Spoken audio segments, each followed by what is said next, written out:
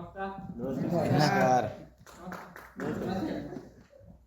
एकदा पेले की सुटत नाही.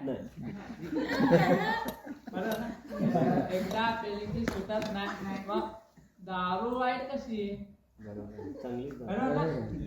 परफेक्ट. बरोबर बोलतो. तर मला सांगा, तुम्ही सर्व महाविद्यालयातले विद्यार्थी आहात, आहे ना? मोठी पदवीधर आहात. मग तुम्ही कोणी पदवी टाकायचं कोणी ठरलंय का? नाही ना?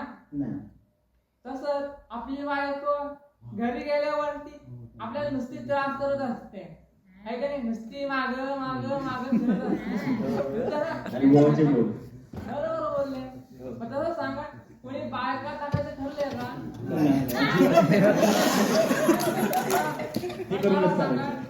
पदवी वाईट नाही, बायको वाईट नाही, मग दारू कशी वाईट? बरोबर ना? मला दारू एवढी आवडते ना, सांगू नका. कारण की प्रेमामध्ये पण धक्का बसला ना, मला लय आवडते. कारण की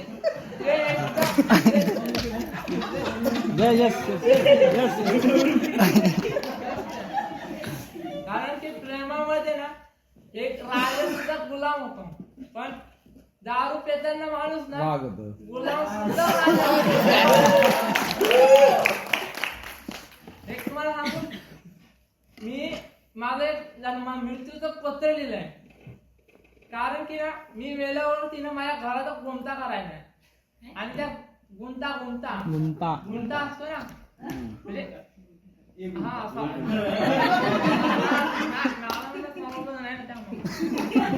तर मी काय सांगू, काय बोलत होतो?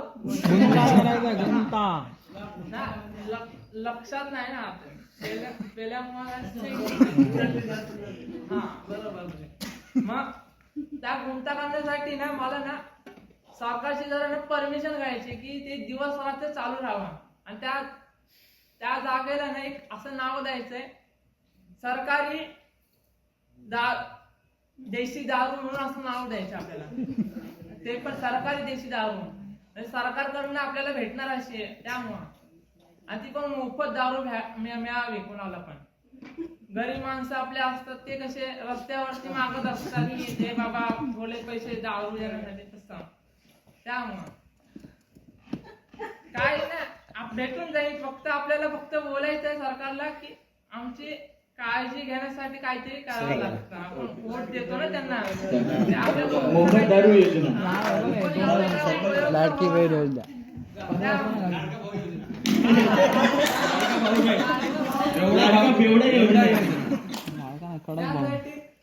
त्याच्यानंतर मला अजून एक आहे, मी मेल्यावरती ना माझ्या तोंडामध्ये गंगोदर टाकू नका. ऐका ना माझा. मग मी मेल्यावरती माझ्या तोंडामध्ये गंगोदर किंवा झेंडूची पानं नका टाकू. त्याऐवजी दारूची थेंब टाका आणि त्या बुच लावा. का सांगू? एखाद्या वेळेस मी मेल्यावरती ठसका लागला चुकून, ती दारू काय नको ना जावी. ठीक आहे, चला मग मी येतो. माझी मध्यप्रियाची वेळ झाली.